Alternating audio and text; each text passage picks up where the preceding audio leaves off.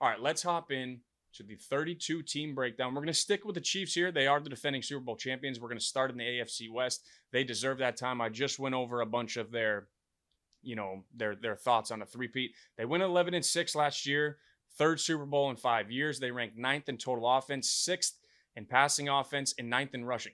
19th in rushing, excuse me. Remember last year when everyone was like, what's wrong with the Chiefs offense? What's wrong with the Chiefs offense? This is the worst the Chiefs offense has ever been. Hey, they ranked 9th in total offense, 6th in passing. They add Hollywood Brown. They add Xavier Worthy. I think this offense is going to be even better this year. And then how about their defense? They ranked 2nd in total defense last year. That is filthy for a team that has the best quarterback in the NFL. That is ridiculous. Steve Spagnuolo dials it up. Now, they do lose L'Jarius Sneed, but guess what?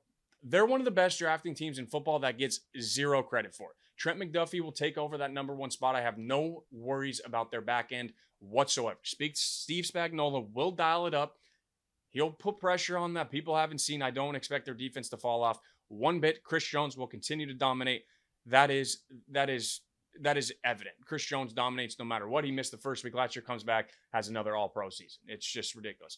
How good can the offense be? I think this offense has the potential to be the number 1 offense in the league. Obviously, they have Patrick Mahomes, but they have so much speed. And then you add that with Andy Reid's creativity. It's just like, where do you have no idea where everything's coming from. They still have Mecole Hardman too, if I haven't reminded you of that as well. So they have one of the best offensive lines in football, all this speed on the outside. They still have Travis Kelce. I think, honestly, they rely a little bit less on Travis during the regular season this year. Try to use those young wide receivers, those explosive wide receivers to get the chunk plays, to get them into the red zone. Use Pacheco and use Travis Kelce in the red zone and on third down specifically, because if they can keep him healthy and ready to go by the start of the playoffs again, he proved it again in the playoffs last year. He's still that guy. He is the best playoff tight end performer of all time, and I don't even think it's a question. Rob Gronkowski, obviously, could be in the conversation for best tight end. It's those two. But in terms of playoffs, that dude never doesn't show up and catch a touchdown in the playoffs.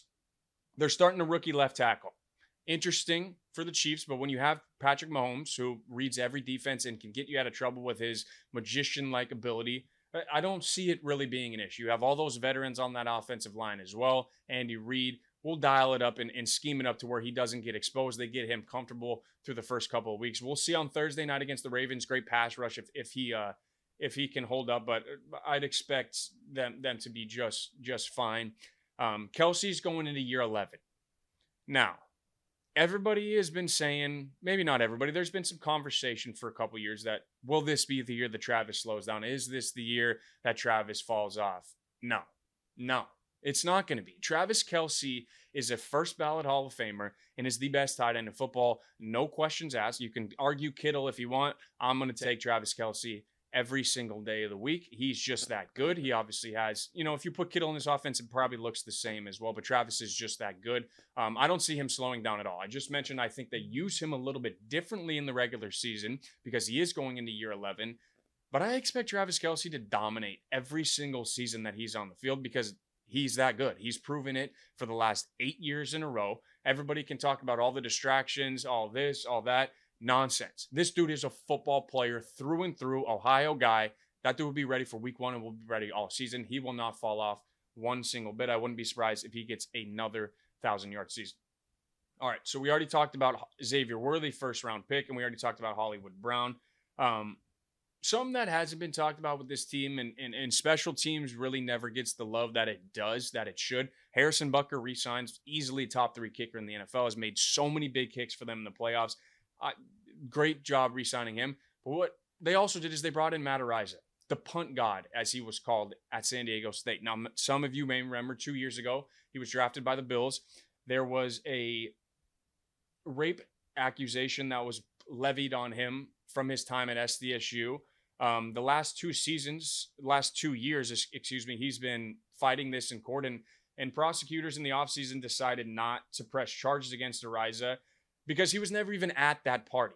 So 2 years of his career down the drain, but he does get another opportunity with another high-level team in the Kansas City Chiefs. Andy Reid's always been a guy about second chances. He always gives guys second chances. You think about what he did for Michael Vick down in Philadelphia. He does it again here with Matt Araiza. This dude can straight up punt. If you have not seen this guy punt, absolute weapon from the punting position. And when you're the Chiefs, you're already probably the best team in football, defending Super Bowl champions, and then you add a guy that can flip the field on a dime for you. Absolute weapon for them to pick up. Love that pickup of Matt Araiza. Will help their special teams greatly and help their field position battle, which probably they don't even need that much help. L'Jarius Sneed is traded to the Titans in the offseason for a third-round pick. We touched on that.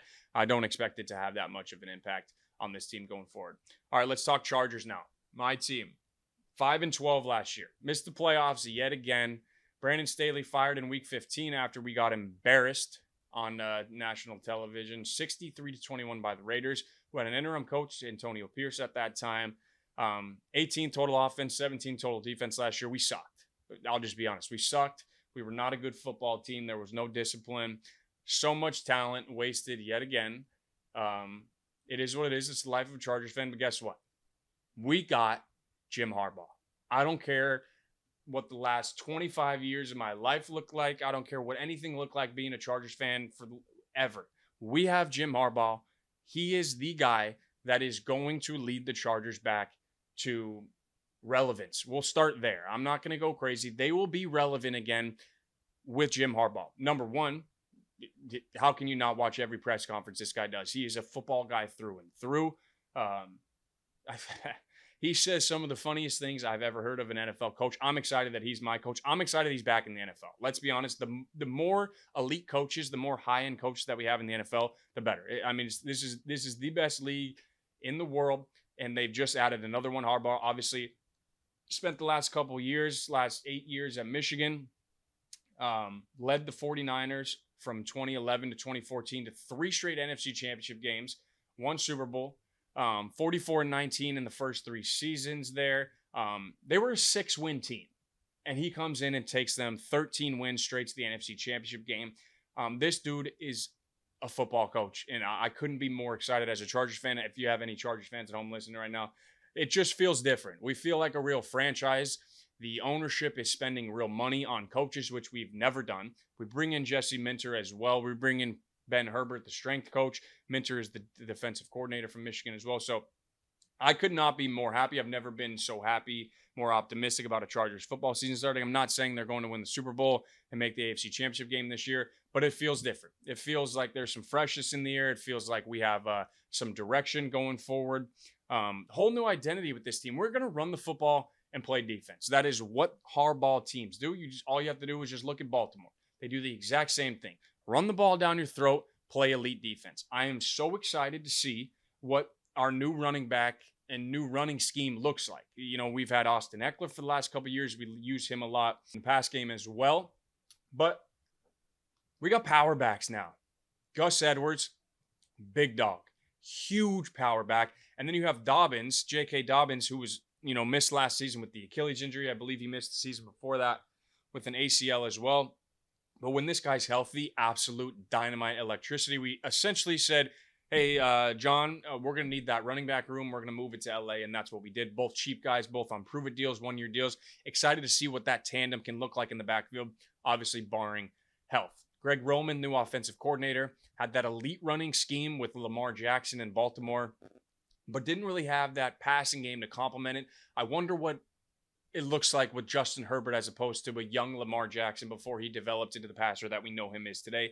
Obviously, Herbert is, in my opinion, a top 5 quarterback in the NFL. I believe that he has a top 3 arm in the NFL. He's one of the most elite quarterbacks in the NFL, and I think what a run game can do for Herbert will eventually make him into the quarterback that everybody expected him to be after that gigantic rookie season. I will never talk bad about Herbert. I think he will win a Super Bowl for the Chargers. I'll say that. I said that the night he was drafted.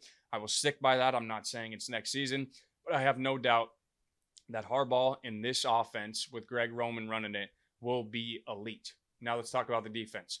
4 elite edge rushers, 4 of them. Joey Bosa, Khalil Mack, Tuli Tuipolota, and Bud Dupree. Now, Joey never stays healthy. When he is healthy, he's one of the best in the NFL. Khalil Mack had a career-high year last year, just dominated the NFL, was the best player on the Chargers last year, in my opinion. And then you have Tuli, drafted him last year out of USC, an elite edge rusher. And then you have Bud Dupree, who we pick up in the offseason, 4 elite edge rushers and then depth. So there will always be 2 of those guys, if not 3, on the field. at one time. And then you have Derwin in the back end. Derwin James is playing in the wrong era of football, ladies and gentlemen. This dude belongs in the era with Ed Reed and Troy Polamalu and those type of guys. This dude hits people in a different type of way, and he's flagged for it a lot because of it. But I think you add Jesse Minter, who is an elite defensive coordinator. Michigan's defense was sick last year. And then you have those elite edge rushers combined with Derwin's ability to play nickel, to play money, to play in the back end, to play linebacker, to rush the passer. I expect Derwin to have another breakout year. Some people may forget. He was the first team All-Pro as a rookie. This dude was the best safety in the league as a rookie. I hope he can return to form that year. Obviously, it starts with health. Now, Herbert's health, I don't expect it to be a lingering issue all season. If I can't lie that I am a little worried about it. Plantar fascia injury is not something to play around with. But this dude has played through literally every single injury, broken finger, broken ribs, you name it. He plays through it. I expect Herbert to be just fine all season long. All right, let's talk about the additions. We talked about the running backs. I want to talk about McConkey. Ladd McConkey, second-round pick out of Georgia. Dude's a weapon. Dude is a weapon. One of the best route runners in college last season. Can really attack the middle of the field. I think he'll be a safety valve for Justin Herbert if he can stay healthy. Really like what McConkey can bring to this offense. Don't know if my expectations are, first team all rookie as, in his first year, but I expect him to contribute and produce at a high level. He comes from Georgia. He will fit perfectly into this Harbaugh offense. Tough, gritty, will block. I'm excited to see what McConkey brings to the table. And then two new tight ends as well. Will Dissly, Hayden Hurst. Will Dissly comes over from Seattle, blocking tight end. Can also catch the ball, but this dude dominates in the run blocking game. Excited to see what the Chargers can do with a real run blocker. And then Hayden Hurst, who was a first-round pick when he was coming out of college, drafted by Baltimore. So our general manager, Joe Ortiz, is familiar with Hayden Hurst. I expect Hayden to be really, really solid. Herbert loves throwing to the tight ends. He loves throwing to the big boys. So expect Hurst to be a red zone threat coming up this season. Bradley Bozeman, new starting center going into his 7th year, was named a captain. Nice to see. Obviously, we had Corey Linsley and had to retire because of some neck injuries, and that was unfortunate, but excited to have Bozeman here. Spent some time in Baltimore, was in Carolina for the last couple of years. Will be a really solid, guy under center for Herbert. Joe Alt, new right tackle. Dude is giant, 6'8", comes from Notre Dame, played left tackle, consensus first-team All-American. Excited to see what he looks like on the right side and see if he can mesh with Trey Pipkins, who's moving over from right tackle into that right guard position on the right side of the line. We talked about Bud Dupree, 53 sacks in 9 seasons. I expect him to be a great depth piece for this Chargers defense. Poona Ford in the middle, run stopper that the Chargers desperately need. We get Denzel Perriman back, named a captain as well. He's going into his 10th season. He was drafted by the San Diego Chargers, left for a couple years, played for the Raiders, played for Houston. He's back playing for us. Love Denzel Perriman. Brings a different type of energy, and this dude will hit you hard. Every single play. Excited to see what he does. And then one of my biggest questions is what is Quentin Johnston in year 2? Dude was a monster at TCU. Lots of big plays, run after catch ability, you name it, he had it. Big, tall receiver. Just struggled last year with the drops. Just couldn't make the big plays. The Chargers kept trusting him as well. Herbert kept throwing him the ball in big spots. I just think he lost his confidence towards the middle end of last season. I think Harbaugh can reinvest and reestablish that confidence that Quentin Johnston had in himself and be a good football player coming up here this season. And can DJ Chark, can he provide a deep threat for us? Departures, big ones, Keenan Allen, Michael Williams. Two biggest wide receivers we had on the team. Keenan Allen is a legend. I would be shocked if he's not in the Chargers Ring of Honor one day. He's in my top 5 favorite Chargers of all time. I love Slayer. I always will love Slayer. Keenan's my guy forever. Eckler, we lose Eckler. Kind of started to slow down last year. I'll miss Eckler as well. Obviously, had 38 touchdowns in 2 seasons. So tough to replace a production like that from the running back position. But if they can do it by committee, I think they'll be fine. Lose a couple guys on defense. Sebastian Joseph Day, Eric Kendricks, Kenneth Murray. They replace all those guys with guys that are equal, if not, higher potential. So I'm excited to see what the defense looks like. Chargers, just hoping they'll make the playoffs and be more competitive this year. Just excited to see what Jim Harbaugh looks like in year 1. Let's talk Broncos now. 8-9 last year. How they were 8-9 is ridiculous. That was not a good football team last year. It just goes to show how good of a coach Sean Payton is. Sean Payton is one hell of a football coach. They were 26th in total offense, 29th in total defense. And there was a game late in last season where if they won and somebody else lost, they were almost in a playoff spot. Heck of an 8-9 for Sean Payton and the Broncos there. Biggest storyline has to be Bo Nix. We talked about it in the open. Really excited to see Bo Nix with Sean Payton. Everybody says he's got his new Drew Brees. Nobody's Drew Brees. Stop. Nobody's going to be Drew Brees in that offense. Bo is a completely different player, way more mobile than Drew ever was, but has the accuracy as well. We'll see if he can attack the middle of the field as well as Drew did with Marcus Colson and some of those guys in those good Saints years. Excited to see Bo Nix, veteran guy, mature guy, played a lot of college football, played in a lot of big games, played in the SEC, played at Oregon, obviously. He'll be just fine. I'm not expecting them to make the playoffs or do anything crazy, but I think Broncos fans at the end of the year will be like, hey, I like Bo Nix. We can do something with this guy. Year 2 of Sean Payton finally feels like he's starting to get his guys in. Took over that Nathaniel Hackett dumpster fire of a team. You knew he was never sticking with Russell Wilson as his quarterback. Got some of his guys in there now. This team hasn't made the playoffs since they won the Super Bowl in 2015. So I'm not expecting them to make the playoffs this year, like I said. But if you can see some progression, obviously I know they win 8-9 last year. But if they digress and go 7-10, but look better going forward to the future, I mean, that has to be a win for Broncos fans in their book. How do they navigate the dead cap money? $53 million in dead cap this year just for Russell Wilson, and then another 32 next year. I believe I read a stat that his dead cap hit is taking up like 20% of the actual cap this season, which is nuts. That's how much Sean Payton didn't want Russell Wilson on the team anymore. $53 million this year, 32 next. Can they build a roster around Bo in these first 2 years with that dead cap money? That remains to be seen. And then, can they get Javonte Williams to break out? Sean Payton loves to run the football. You think about those Mark Ingram teams with Alvin Kamara, had Reggie Bush, as well Deuce McAllister. Like, dude knows how to scheme up running the football. I'd expect him to try to get Javonte as many carries as he can, try to get him involved in the offense, try to be the workhorse of that offense. Be interesting. I'll be intrigued to see if Javonte can break out this year and really explode onto the scene as one of those top 10 backs in the NFL. We mentioned Bo Nix. Troy Franklin, one of Bo Nix's receivers from Oregon, really liked that kid at Oregon, really liked his speed, really liked his route running. Don't know if he's going to be one of their top 2-3 guys this year, but love the depth piece, love the familiarity he has with Bo Nix. You get Josh Reynolds, who spent the last 3 years in Detroit. His numbers for his career aren't crazy. 220 catches, 2,900 yards, 19 touchdowns. Watch Josh Reynolds play football. In big spots, that dude makes big time catches. Jared Goff trusted him in so many spots last season. I think this is a huge weapon for Bo Nix to be able to trust. Another big physical receiver that he can get the ball to. I like that pickup a lot for them as well. This is just a favorite of mine. Audric Estime, running back from Notre Dame, 5th round pick. Just look up a picture of this dude. A tank of a human.